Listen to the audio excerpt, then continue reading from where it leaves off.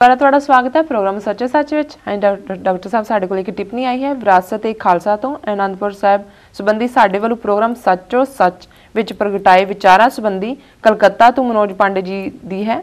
ਇਹ ਲਿਖਦੇ ਹਨ, ਸੱਚੋ ਸੱਚ ਪ੍ਰੋਗਰਾਮ ਦਾ ਮਿਆਰ ਬਹੁਤ ਉੱਚਾ ਹੈ, ਪਰ ਇਸ ਐਪੀਸੋਡ ਵਿੱਚ ਤੁਹਾਡੇ ਵੱਲੋਂ ਪ੍ਰਗਟਾਏ ਵਿਚਾਰਾਂ ਦੀ ਮਹਾਨਤਾ ਨੂੰ ਮੈਂ ਪ੍ਰਣਾਮ ਕਰਦਾ ਹਾਂ। ਮੈਂ ਡਾਕਟਰ ਅਮਰਜੀਤ ਸਿੰਘ ਜੀ ਤੇ ਨੀਲਮ ਕੌਰ ਨੂੰ ਬਹੁਤ ਸਾਰੀਆਂ ਸ਼ੁਭਕਾਮਨਾਵਾਂ ਭੇਟ ਕਰਦਾ ਹਾਂ। ਮੈਂ ਚਰਚ ਆਫ ਇੰਗਲੈਂਡ ਨਾਲ ਸੰਬੰਧਿਤ ਈਸਾਈ ਹਾਂ, ਹਿੰਦੂ ਨਹੀਂ।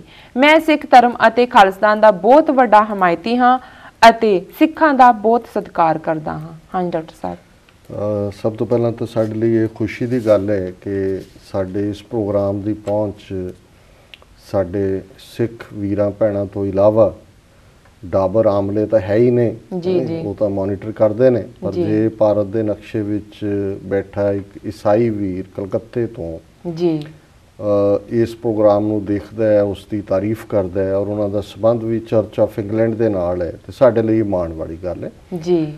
ਦਰਸ਼ਕਾਂ ਦੇ ਗਿਆਨ ਲਈ ਮੈਂ ਦੱਸ ਦਿਆਂ ਵੀ ਚਰਚ ਆਫ ਇੰਗਲੈਂਡ ਸ਼ਾਇਦ ਜੇ ਮੈਂ ਗਲਤ ਨਾ ਹੋਵਾਂ ਤੇ 11ਵੀਂ ਸਦੀ ਦੇ ਵਿੱਚ ਇਸ ਦੀ ਸ਼ੁਰੂਆਤ ਹੋਈ ਜੀ, ਕਿਉਂਕਿ ਜਿਹੜਾ ਉਸ ਵੇਲੇ ਦਾ ਕਿੰਗ ਸੀ ਉਹ ਵਿਆਹ ਕਰਨਾ ਚਾਹੁੰਦਾ ਸੀ ਹੋਰ ਜੀ, ਤੇ ਜਿਹੜਾ ਕੈਥੋਲਿਕ ਪ੍ਰਿੰਸੀਪਲ ਨੇ ਉਹਨਾਂ ਦੇ ਮੁਤਾਬਕ ਜਿਹੜੇ ਵਿਆਹ ਨੇ ਇਹ ਸਵਰਗ ਦੇ ਵਿੱਚ ਹੀ ਬਣਦੇ ਨੇ ਤੇ ਉਵੇਂ ਹੀ ਰਹਿਣਗੇ, ਇਹਨਾਂ 'ਚ ਕੋਈ ਅਲੱਦਗੀ ਦਾ ਜਾਂ ਡਾਈਵੋਰਸ ਦਾ ਕੋਈ ਨਹੀਂ ਹੈ ਮੁਕਾਮ। ਸੋ ਇਵੈਂਚੁਅਲੀ ਜਦੋਂ ਉਹਨੂੰ ਪੋਪ ਨੇ ਡਾਈਵੋਰਸ ਦੀ ਆਗਿਆ ਨਾ ਦਿੱਤੀ ਤੇ ਉਹਨੇ ਆਪਣਾ ਚਰਚ ਆਫ ਇੰਗਲੈਂਡ ਸ਼ੁਰੂ ਕਰ ਲਿਆ ਔਰ ਉਹਨੇ ਵਿਆਹ ਕਰ ਲਿਆ।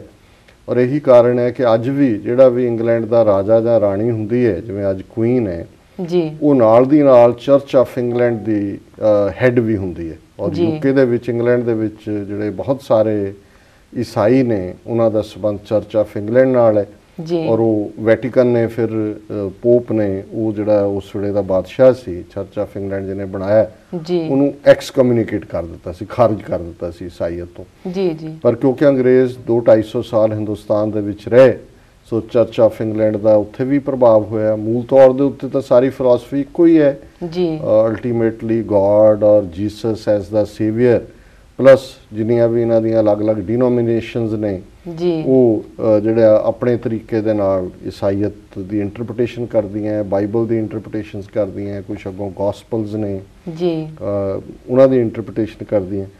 ਪਰ ਇਹ ਇੱਕ ਖੁਸ਼ੀ ਦੀ ਗੱਲ ਹੈ ਕਿ ਇੱਕ ਭਾਰਤ ਦੇ ਵਿੱਚ ਬੈਠਾ ਈਸਾਈ ਵੀਰ ਸਿੱਖ ਧਰਮ ਨੂੰ ਔਰ ਖਾਲਿਸਤਾਨ ਦੇ ਕੌਜ਼ ਦੋਨਾਂ ਨੂੰ ਜਿਹੜਾ ਉਹ ਮਾਨਤਾ ਵੀ ਦਿੰਦਾ, ਐਡਮਾਇਰ ਵੀ ਕਰਦਾ ਜੀ। ਔਰ ਅਸੀਂ ਇਸ ਦੇ ਲਈ ਮਨੋਜ ਪਾਂਡੇ ਜੀ ਦੇ ਬਹੁਤ ਸ਼ੁਕਰਗੁਜ਼ਾਰ ਹਾਂ ਔਰ ਸਾਡੇ ਲਈ ਇਹ ਫਖਰ ਵਾਲੀ ਗੱਲ ਹੈ ਜੀ। ਡਾਕਟਰ ਸਾਹਿਬ ਤੁਹਾਡਾ ਬਹੁਤ ਬਹੁਤ ਸ਼ੁਕਰੀਆ, ਤੁਸੀਂ ਸਾਡੇ ਦਰਸ਼ਕਾਂ ਵੱਲੋਂ ਆਈਆਂ ਈਮੇਲਸ ਉੱਪਰ ਆਪਣੇ ਵਿਚਾਰਾਂ ਦੀ ਰੋਸ਼ਨੀ ਪਾਈ ਤੇ ਹੁਣ ਅਸੀਂ ਸਵਾਲ ਜਵਾਬ ਵੱਲ ਵਧਦੇ ਹਾਂ। ਤੇ ਅੱਜ 16 ਜੁਲਾਈ 2013 ਪਹਿਲੀ ਸਾਵਨ ਨਾਨਕਸ਼ਾਹੀ ਸੰਮਤ 545 ਦਾ ਦਿਨ ਹੈ ਤੇ ਅੱਜ ਦੇ ਦਿਨ ਦੀ ਇਤਿਹਾਸਕ ਅਹਿਮੀਅਤ ਸਾਡੇ ਦਰਸ਼ਕਾਂ ਨੂੰ ਦੱਸੋ। ਦੇਖੋ ਅੱਜ ਪਹਿਲੀ ਸਾਵਣ ਹੈ, ਨਾਨਕਸ਼ਾਹੀ ਸੰਮਤ 545 ਜੀ, ਜਿਹਨੂੰ ਆਮ ਲੋਕ ਸੰਗਰਾਂਦ ਕਹਿੰਦੇ ਨੇ ਜੀ ਜੀ।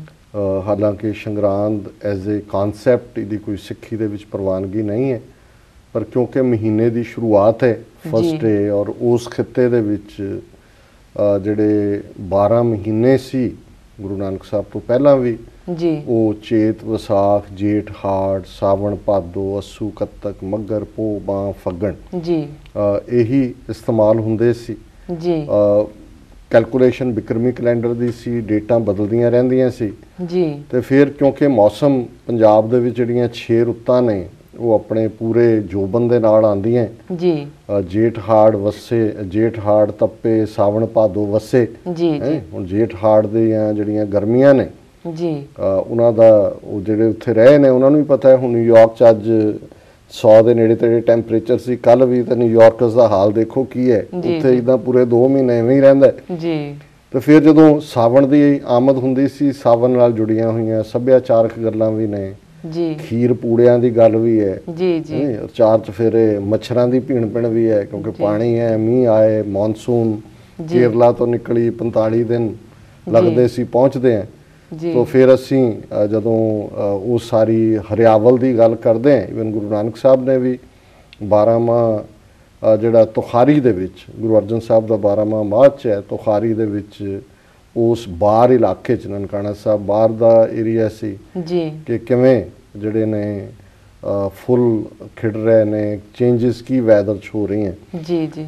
ਸੋ ਅੱਜ ਉਹੀ ਸਾਵਣ ਹੈ ਜਿਹਦੇ ਨਾਲ ਜੁੜੇ ਹੋਏ ਗੀਤ ਨੇ। ਫਿਰ ਉਸ ਨੂੰ ਉਰਦੂ ਪੋਇਟਰੀ ਨੇ ਔਰ ਬਾਅਦ ਦੇ ਨੇ ਇਸ ਨੂੰ ਰੋਮਾਂਟਿਕ ਸੀਜ਼ਨ ਵੀ ਬਣਾ ਦਿੱਤਾ ਹੈ। ਉਹਦੇ ਨਾਲ ਜੁੜਿਆ ਹੋਇਆ ਸਾਰਾ ਬਾਲੀਵੁੱਡ ਦਾ ਅੰਦਾਜ਼ ਹੀ ਜਿਹੜਾ ਉਸ ਦੇ ਦੁਆਲੇ ਘੁੰਮਦਾ ਹੈ ਜੀ। ਤੇ ਇਧਰ ਗੁਰੂ ਸਾਹਿਬ ਨੇ ਜਦੋਂ ਅਧਿਆਤਮਿਕ ਤੌਰ ਦੇ ਉੱਤੇ ਜਿਹੜਾ ਖਾਸ ਤੌਰ ਤੇ 12ਵਾਂ ਮਾਝ ਜਿਹੜਾ ਕਿ ਮਹੀਨੇ ਦਾ ਉਪਦੇਸ਼ ਦੇ ਨਾਂ ਥੱਲੇ ਅਸੀਂ ਪੜ੍ਹਦੇ ਹਾਂ, ਸੁਣਦੇ ਹਾਂ ਜੀ, ਤੇ ਉਹਦੇ 'ਚ ਵੀ ਗੁਰੂ ਸਾਹਿਬ ਨੇ ਉਸ ਮੌਸਮ ਦੀ ਤਬਦੀਲੀ, ਸਾਵਣ ਦੇ ਰੰਗ ਨੂੰ ਅਧਿਆਤਮ ਦੇ ਰੰਗ 'ਚ ਰੰਗਦੇ ਹਨ।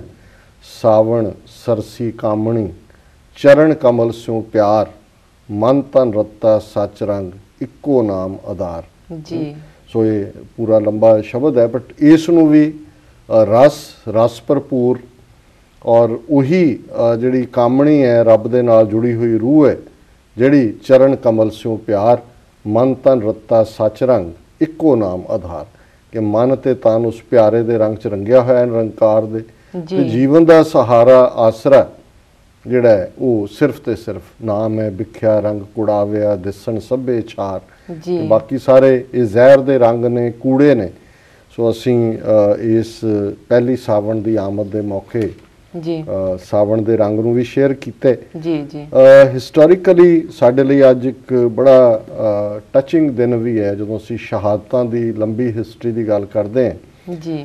ਤੇ ਪਹਿਲੀ ਸਾਵਣ 1745 ਨੂੰ ਭਾਈ ਤਾਰੂ ਸਿੰਘ ਜੀ, ਜਦੋਂ ਅਸੀਂ ਅਰਦਾਸ ਦੇ ਸ਼ਬਦ ਪੜ੍ਹਦੇ ਹਾਂ, ਜਿਨ੍ਹਾਂ ਸਿੰਘਾਂ ਸਿੰਘਣੀਆਂ ਨੇ ਧਰਮ ਹੇਤ ਸੀਸ ਦਿੱਤੇ, ਬੰਦ ਕਟਾਏ, ਖੋਪਰੀਆਂ ਲੋਹਾਈਆਂ, ਚਰਖੀਆਂ ਤੇ ਚੜ੍ਹੇ, ਤੇ ਜਦੋਂ ਖੋਪਰੀਆਂ ਲੋਹਾਈਆਂ ਸ਼ਬਦ ਆਉਂਦਾ ਹੈ ਤੇ ਸਾਡੇ ਮਨ ਦੀਆਂ ਅੱਖਾਂ ਸਾਹਮਣੇ ਭਾਈ ਤਾਰੂ ਸਿੰਘ ਜੀ, ਜਿਨ੍ਹਾਂ ਦੀ ਖੋਪੜੀ ਨੂੰ ਉਹਨਾਂ ਦੇ ਕੇਸਾਂ ਤੋਂ ਜਲਾਦ ਨੇ ਫੜਿਆ ਹੋਇਆ ਜੀ ਜੀ, ਤੇ ਖੂਨ ਜਿਹੜਾ ਹੈ ਉਹ ਇੱਕ ਪਿਕਟੋਰੀਅਲ ਰਿਪਰੈਜ਼ੈਂਟੇਸ਼ਨ ਹੈ, ਕੋਈ ਉਹਨਾਂ ਦੀਆਂ ਕੋਈ ਪਿਕਚਰਸ ਤਾਂ ਨਹੀਂ ਨੇ ਜੀ ਜੀ, ਲੇਕਿਨ ਇਹ ਸਾਡੇ ਲਈ ਅਸੀਂ ਅਜਾਇਬ ਘਰਾਂ 'ਚ ਦੇਖਿਆ, ਇਹ ਰਿਮਾਈਂਡਰ ਹੈ ਜੀ ਜੀ।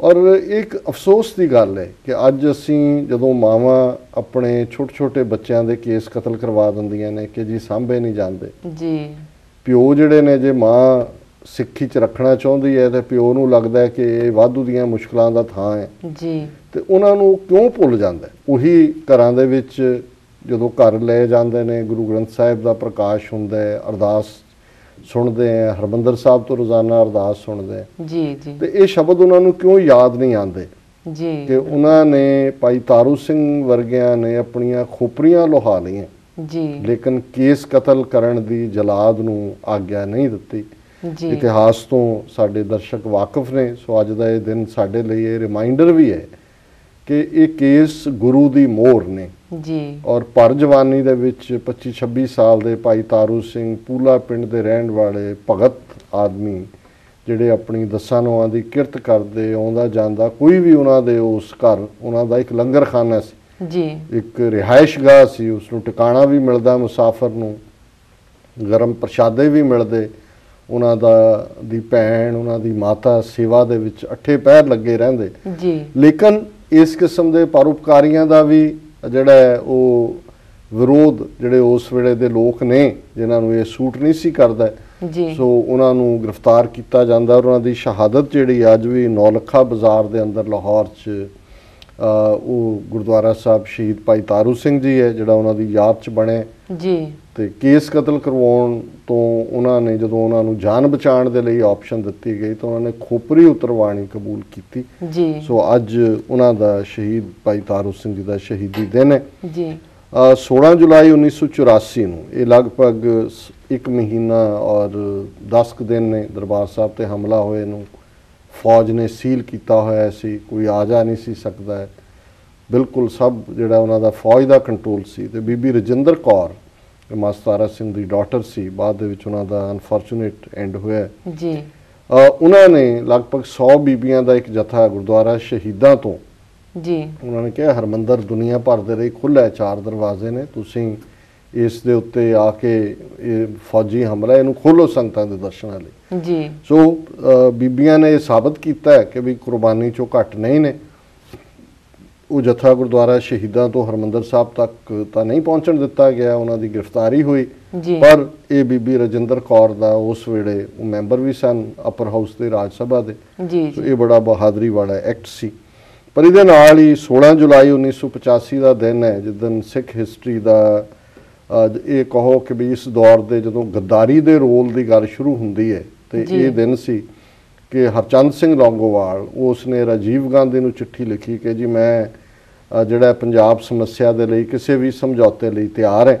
ਔਰ ਇਸ ਸਾਰੇ ਦੇ ਵਿੱਚ ਇਸ ਦੇ ਨਾਲ ਲੌਂਗੋਵਾਲ ਜਿਹੜਾ ਕਿ ਅੱਧ ਅਨਪੜ੍ਹ ਆਦਮੀ ਸੀ, ਇਹ ਬਲਵੰਤ ਰਾਮੂਵਾਲੀਆ ਜਿਹੜਾ ਅੱਜ ਮੁੱਛ ਦੀ ਵਾਲ ਬਣਿਆ ਹੋਇਆ ਹੈ ਸੁਖਬੀਰ ਬਾਦਲ ਦਾ, ਪ੍ਰਿੰਸੀਪਲ ਪ੍ਰਿਥੀਪਾਲ ਸਿੰਘ ਕਪੂਰ, ਇੱਥੇ ਵੀ ਪਿੱਛੇ ਸਟਾਕਟਨ ਨੂੰ ਸੱਦਿਆ ਸੀ ਸਪੀਕਰ ਦੇ ਤੌਰ ਤੇ। ਮੈਂ ਕਿਹਾ ਜੀ ਅੱਜ ਤੱਕ ਤੁਸੀਂ ਪੁਰਾਣੇ ਦੇ ਕਦੇ ਬਲਦੇਵ ਸਿੰਘ ਤੇ ਕਦੇ ਫਲਾਣੇ ਦੀਆਂ ਗੱਲਾਂ ਕਰਦੇ ਹੋ, 47 ਚ ਇਹ ਕੀਤਾ, ਇਹ ਅੱਜ ਦਾ ਬਲਦੇਵ ਸਿੰਘ ਹੈ ਕਿ ਇਹਨੇ ਪ੍ਰਿਥੀਪਾਲ ਸਿੰਘ ਕਪੂਰ ਨੇ ਔਰ ਪ੍ਰੋਫੈਸਰ ਅਤਰ ਸਿੰਘ ਚੰਡੀਗੜ੍ਹ ਜਿਹੜਾ ਮਰ ਗਿਆ ਔਰ ਬੜੀ ਐਂਡ ਜਿਹੜਾ ਦੁਖਦ ਹੋਇਆ ਉਹਨਾਂ ਦਾ ਤਕਲੀਫ ਚੋਂ, ਔਰ ਉਹਨੂੰ ਇਹ ਰਿਹਾ ਕਿ ਜਿਵੇਂ ਪੰਥ ਨਾਲ ਧਰੋਹ ਕੀਤੇ। ਇਹਨਾਂ ਨੇ ਉਸ ਵੇਲੇ ਗਵਰਨਰ ਸੀ ਪੰਜਾਬ ਦਾ ਅਰਜਨ ਸਿੰਘ, ਉਹਨੇ ਪਹਿਲਾਂ ਇਹਨਾਂ ਦੋਨਾਂ ਪ੍ਰੋਫੈਸਰਾਂ ਨੂੰ ਪੱਟਿਆ, ਇਹਨਾਂ ਨੇ ਫਿਰ ਰਾਮੂਵਾਲੀਆ ਬਰਨਾਲਾ ਇਹਨਾਂ ਸਾਰਿਆਂ ਨੂੰ ਨਾਲ ਲਾ ਕੇ ਇਹ ਚਿੱਠੀ 16 ਜੁਲਾਈ ਨੂੰ ਲੌਂਗੋਵਾਲ ਨੇ ਲਿਖੀ ਕਿ ਜੀ ਮੈਂ ਸਮਝੌਤੇ ਨੂੰ ਤਿਆਰ ਹਾਂ। ਔਰ ਇੱਕ ਦਿਨ ਦੇ ਵਿੱਚ ਅਸੀਂ ਦੇਖਦੇ ਹਾਂ ਕਿ 23 ਜੁਲਾਈ ਨੂੰ ਫਿਰ ਮੁਲਾਕਾਤ ਵੀ ਹੋ ਜਾਂਦੀ, 7 ਦਿਨਾਂ ਬਾਅਦ ਰਾਜੀਵ ਤੇ ਲੌਂਗੋਵਾਲ ਦੀ ਕੀ ਖਿਚੜੀ ਪੱਕੀ, ਤੇ 24 ਨੂੰ ਸਮਝੌਤਾ ਵੀ ਹੋ ਜਾਂਦਾ ਜੀ। ਔਰ ਉਸ ਵੇਲੇ ਇੱਕ ਬੜਾ ਜੋਕ ਇਹ ਮਸ਼ਹੂਰ ਸੀ ਕਿ ਵੀ ਜਦੋਂ ਉਹਨੇ ਸਮਝੌਤੇ ਤੇ ਲੌਂਗੋਵਾਲ ਨੇ ਵੀ ਸਮਝੌਤਾ ਕੀ ਸੀ, ਸਰੈਂਡਰ ਸੀ, ਆਤਮ ਸਮਰਪਣ ਸੀ ਕਿ ਵੀ ਰਾਜੀਵ ਗਾਂਧੀ ਨੇ ਜਿਹੜੀ ਬੁਲਟ ਪ੍ਰੂਫ ਜੈਕਟ ਪਾਈ ਸੀ ਉਹਨੇ ਉਹ ਲਾਈ ਤਾਂ ਉਹਨੇ ਲੌਂਗੋਵਾਲ ਨੂੰ ਦਿੱਤੀ ਕਿ ਸੰਤ ਜੀ ਹੁਣ ਮੈਨੂੰ ਲੋੜ ਨਹੀਂ ਤੇ ਹੁਣ ਤੁਹਾਨੂੰ ਲੋੜ ਹੈ, ਕਿਉਂਕਿ ਪੰਥ ਨਾਲ ਗਦਾਰੀ ਕੀਤੀ ਸੀ। ਉਹੀ ਲੌਂਗੋਵਾਲ ਦਾ ਐਂਡ ਵੀ ਹੋਇਆ, ਉਹਨੂੰ ਆਪਣੀ ਜਾਨ ਤੋਂ ਹੱਥ ਧੋਣੇ ਪਏ। ਪਰ ਇੱਕ ਬੜਾ ਵੱਡਾ ਗਦਾਰੀ ਦਾ ਮੁਕਾਮ ਸੀ ਕਿ 84 ਤੋਂ ਬਾਅਦ ਜਿਹੜਾ ਇੱਕ ਮਾਹੌਲ ਸੀ ਸਿੱਖਾਂ ਦਾ ਐਂਗਰ ਦਾ, ਜਿਹਦੇ 'ਚ ਕਿ ਹਕੂਮਤ ਤੋਂ, ਹਿੰਦੁਸਤਾਨ ਦੀ ਹਕੂਮਤ ਤੋਂ ਕਾਫੀ ਕੁਝ ਮਨਵਾਇਆ ਜਾ ਸਕਦਾ ਸੀ। ਇਸ ਸਮਝੌਤੇ 'ਚ ਲੌਂਗੋਵਾਲ ਇਹ ਮਨਵਾ ਕੇ ਆਇਆ ਕਿ ਸਤਲੁਜ ਯਮੁਨਾ ਲਿੰਕ ਨਹਿਰ ਜਿਹੜੀ ਹੈ ਉਹ ਪੰਜਾਬ ਬਣਾ ਕੇ ਦੇਗਾ। ਇਹ ਉਸ ਸਮਝੌਤਾ ਸੀ, ਸਰੈਂਡਰ ਸੀ ਇਹ। ਵਰਲਡ ਹਿਸਟਰੀ ਦੇ ਹਵਾਲੇ ਨਾਲ 1429 ਦੇ ਵਿੱਚ ਜੌਨ ਆਫ ਆਰਕ ਨੇ, ਜਿਹੜੀ ਫਰਾਂਸ ਦੇ ਬਹਾਦਰ ਇੱਕ ਕਿਸਾਨ ਦੀ ਧੀ ਸੀ, ਉਹਨੇ ਆਪਣੀ ਆਰਮੀ ਨੂੰ ਲੀਡ ਕੀਤਾ, ਫ੍ਰੈਂਚ ਆਰਮੀ ਨੂੰ, ਬੈਟਲ ਆਫ ਔਰਲੀਅਨਸ ਦੇ ਵਿੱਚ। 1683 ਦੇ ਵਿੱਚ ਟਰਕੀ ਦੇ ਟਰੂਪਸ ਨੇ ਮੁਸਤਫਾ ਦੀ ਕਮਾਂਡ ਥੱਲੇ ਵਿਆਨਾ ਦੇ ਉੱਤੇ ਕੰਟਰੋਲ ਕੀਤਾ, ਕਿਉਂਕਿ ਉਹ ਪੀਰੀਅਡ ਹੈ ਜਦੋਂ ਕਿ ਇਸਲਾਮ ਦੀ ਅਸੈਂਡੈਂਸੀ ਹੈ ਕਿ ਉਧਰੋਂ ਜਿਹੜਾ ਪਹੁੰਚ ਜਾਂਦੇ ਨੇ ਤੁਰਕ ਬਾਬਰ ਦੇ ਥੱਲੇ ਹਿੰਦੁਸਤਾਨ ਤੱਕ, ਇਧਰੋਂ ਤੁਰਕ ਜਿਹੜੇ ਨੇ ਉਹ 1683 ਦੇ ਵਿੱਚ ਵਿਆਨਾ ਯੂਰਪ ਦੀ ਧੁਨੀ 'ਚ ਪਹੁੰਚ ਜਾਂਦੇ ਨੇ। 1918 ਦੇ ਵਿੱਚ ਜਦੋਂ ਕਿ ਰੂਸ ਦੇ ਵਿੱਚ 1917 'ਚ ਵਰਕਰਸ ਦੀ ਕ੍ਰਾਂਤੀ ਆਈ ਮਾਰਕਸਿਜ਼ਮ ਦੇ ਥੱਲੇ, ਲੈਨਿਨ ਦੇ ਥੱਲੇ, ਔਰ ਉਹਨਾਂ ਨੇ ਜਿਹੜਾ ਰੂਸ ਦਾ ਉਸ ਵੇਲੇ ਦਾ ਕਿੰਗ ਸੀ ਜਿਹਨੂੰ ਰਸ਼ੀਅਨ ਲੈਂਗੁਏਜ ਦੇ ਵਿੱਚ ਜ਼ਾਰ ਕਹਿੰਦੇ ਸੀ, ਉਹਨੂੰ ਤੇ ਉਹਦੇ ਸਾਰੇ ਟੱਬਰ ਨੂੰ ਜਿਹੜਾ ਉਹ ਮਾਰ ਮੁਕਾਇਆ। 1945 ਦੇ ਵਿੱਚ ਪਹਿਲਾ ਐਟਮ ਬੰਬ ਜਿਹੜਾ ਅਮਰੀਕਾ ਨੇ ਨਿਊ ਮੈਕਸੀਕੋ ਦੇ ਵਿੱਚ ਟੈਸਟ ਕੀਤਾ, ਔਰ ਇਹੀ ਐਟਮ ਬੰਬ ਬਾਅਦ 'ਚ ਹੀਰੋਸ਼ੀਮਾ ਔਰ ਨਾਗਾਸਾਕੀ ਜਿਹੜਾ ਉਹਨਾਂ ਦੋ ਸ਼ਹਿਰਾਂ ਦੇ ਉੱਤੇ ਜਿਹੜਾ ਜਾਪਾਨ ਦੇ ਅਮਰੀਕਾ ਨੇ ਸੁੱਟਿਆ ਸੀ। ਔਰ 2011 ਦੇ ਵਿੱਚ ਪ੍ਰੈਜ਼ੀਡੈਂਟ ਓਬਾਮਾ ਨੇ ਦਲਾਈ ਲਾਮੇ ਦੇ ਨਾਲ ਮੀਟਿੰਗ ਕੀਤੀ। ਹੁਣ ਇਹੀ ਦਲਾਈ ਲਾਮਾ ਜਿਹੜਾ ਤਿੱਬਤ ਤੋਂ ਭਗੌੜਾ ਹੈ, ਭਾਰਤ ਦੇ ਵਿੱਚ ਬੈਠਾ ਧਰਮਸ਼ਾਲਾ 'ਚ, ਉਹਨੂੰ ਇੰਡੀਅਨ ਗਵਰਨਮੈਂਟ ਮਦਦ ਵੀ ਕਰਦੀ ਹੈ, ਹੈੱਡਕੁਆਟਰ ਬਣਾ ਕੇ ਦਿੱਤਾ ਹੈ, ਗਵਰਨਮੈਂਟ ਇਨ ਐਗਜ਼ਾਈਲ ਬਣਾਈ ਹੈ, ਲੱਖਾਂ ਡਾਲਰ ਦਿੱਤੇ ਜਾਂਦੇ ਨੇ। ਪਰ ਜੇ ਇਹੀ ਗੱਲ ਸਿੱਖ ਆਜ਼ਾਦੀ ਨਾਲ ਖਾਲਿਸਤਾਨ ਦੀ ਬਾਹਰ ਕਰਨਾ ਚਾਹੁੰਦੇ ਨੇ ਤਾਂ ਉਹ ਇੰਡੀਅਨ ਗਵਰਨਮੈਂਟ ਜਿਹੜੀ ਦਲਾਈ ਲਾਮੇ ਰਾਹੀਂ ਜਿਹੜੀ ਆ ਉਹ ਚੀਨ ਦੀ ਸੋਵਰਨਿਟੀ ਨੂੰ ਚੈਲੰਜ ਕਰਵਾ ਰਹੀ ਹੈ, ਉਹ ਰੌਲਾ ਪਾ ਦਿੰਦੀ ਹੈ ਜੀ ਕਿ ਬਾਹਰ ਬੈਠੇ ਸਿੱਖ ਜਿਹੜੇ ਨੇ ਉਹ ਅੱਤਵਾਦ ਫੈਲਾ ਰਹੇ ਨੇ। ਸੋ ਇਸ ਗੱਲ ਨੂੰ ਦੇਖਣ ਵਾਲੀ ਗੱਲ ਹੈ ਕਿ ਵੀ ਇਸ ਮਾਮਲੇ ਦੇ ਵਿੱਚ ਈਵਨ ਅਮਰੀਕਨ ਐਡਮਿਨਿਸਟ੍ਰੇਸ਼ਨ ਵੀ ਕਈ ਵਾਰ ਉਹ ਆਪਣੇ ਇੰਟਰਸਟ ਦੇਖਦਾ ਹੈ। ਸੋ ਇਹ ਦਿਨ ਸੀ ਜਦੋਂ ਕਿ ਉਹਨੇ ਦਲਾਈ ਲਾਮੇ ਦੇ ਨਾਲ ਮੁਲਾਕਾਤ ਕੀਤੀ ਪ੍ਰੈਜ਼ੀਡੈਂਟ ਓਬਾਮਾ ਨੇ। ਜੀ ਡਾਕਟਰ ਸਾਹਿਬ, ਤੁਹਾਡਾ ਬਹੁਤ ਬਹੁਤ ਧੰਨਵਾਦ। ਤੁਸੀਂ ਅੱਜ ਦੇ ਦਿਨ ਦੀ ਇਤਿਹਾਸਕ ਅਹਿਮੀਅਤ ਸਾਡੇ ਦਰਸ਼ਕਾਂ ਨਾਲ ਸਾਂਝੀ ਕੀਤੀ ਤੇ ਇੱਥੇ ਲੈਣੇ ਆ ਇੱਕ ਛੋਟਾ ਜਿਹਾ ਬ੍ਰੇਕ। ਵੀਅਰਸ, ਤੁਸੀਂ ਸਾਡੇ ਨਾਲ ਇਸ ਤਰ੍ਹਾਂ ਜੁੜੇ ਰਹੋ, ਮਿਲਦੇ ਹਾਂ ਆਫਟਰ ਦਿਸ ਸ਼ਾਰਟ ਬ੍ਰੇਕ।